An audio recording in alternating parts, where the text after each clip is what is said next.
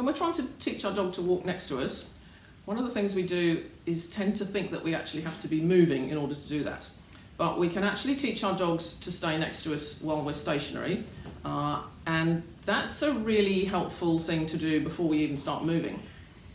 Really, if we can't keep our dog next to us while we're standing still, we don't really have much chance of keeping our dog next to us while we're moving. So we can do a lot of little exercises stationary or just moving a teeny weeny bit, and that will help us once we actually start to walk longer distances. So I'm going to show you a little training idea. So I'm not going to use treats, I'm just going to use my dog's normal meal. So what we do is we feed the dog a piece at a time while they're in the position that we want them to be next to us. We call this loading the behaviour. So if the dog gets piece after piece after piece of food while they're next to us, that's where they want to be. And then if we move forward a little bit, they'll move forward and stay next to us, because again, that's where they want to be. And we're doing this at home where there's no distractions, so the dog can really concentrate, but we can get a lot of what we call value for that position being next to us by continuously feeding the dog while they're next to us. Now, my main little tip that I'm going to talk about is how to hold the food, because one of the reasons that the dog doesn't stay next to us is because of how we give the food.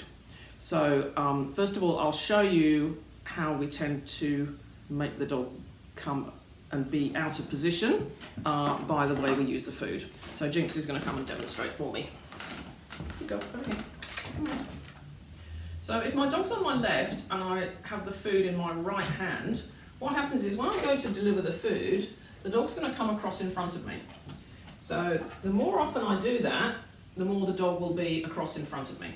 So, and that makes it difficult to walk forwards. So I want my dog to be next to me here. So I'm going to deliver the food in this position, okay? So my hand comes down, the food's above the dog's head, and the hand comes down with the food in it. Good, good girly, nice, good. Now I'm just going to show you a close-up of how I'm holding the food.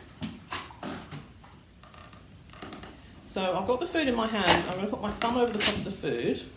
If I turn my hand around like that, I can deliver my food to my dog, like that, instead of holding the food like this, which would mean the dog has to come around in front of me to actually get the food out of my hand.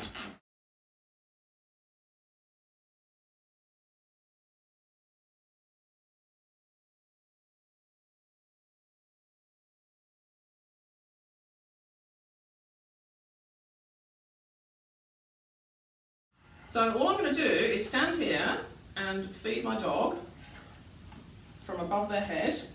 Good. Loads and loads and loads of pieces of food. So that she's just going to be stuck into that position and really, really like being there. I could even hold my bowl of food and just pick a piece of food out, give it to my dog. Pick a piece of food out, give it to my dog. Now if you notice I'm standing against my bookcase, what this does is it creates a little channel where my dog can stay. Now once I've got my dog really fixated on wanting to be here, the next step is to do what we call our one-step heel. So our one-step heel is, I just take a little step forward, good, and then I feed her again next to me. And then a little tiny step forward, she follows me, good girl, and she gets more food. Good, good girl.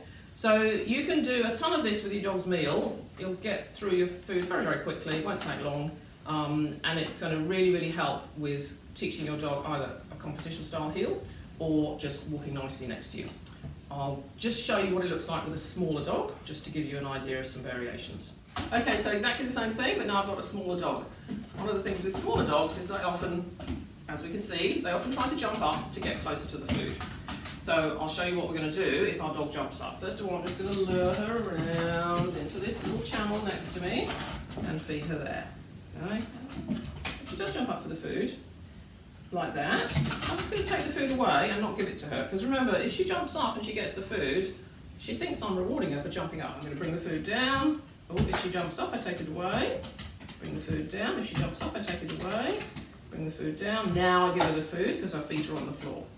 So also, if I bring the food really quickly, then she won't have a chance to jump up. So I can just whip my hand down really, really quick. Oh, good girly. So then she doesn't have a chance to jump up. So sometimes it's because we're too slow with the food, sometimes because the dog jumps up and we feed them anyway, but those can lead to the dog actually bouncing along, jumping up, trying to get the food. Good. So let's try our one-step heel method, just a little step forward. Oh, and she follows me to get the food. Good girl. Little tiny step forward. Good. She wants to stay in that position because I've fed her in that position so many times. That's where she wants to be. And if I just creep forward a little bit, she wants to stay there because that's where she knows she's going to be fed. Good girl. Good. Now, the other thing is not to reach out and feed the dog too far forward.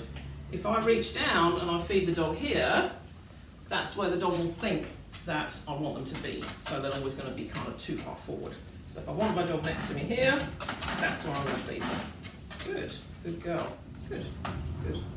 So I hope that helps. You can see I've used up all my dog's food very quickly. It doesn't take very long. And it's really going to help your dog pay attention to you and stay focused on you and engaged with you. Okay, have fun.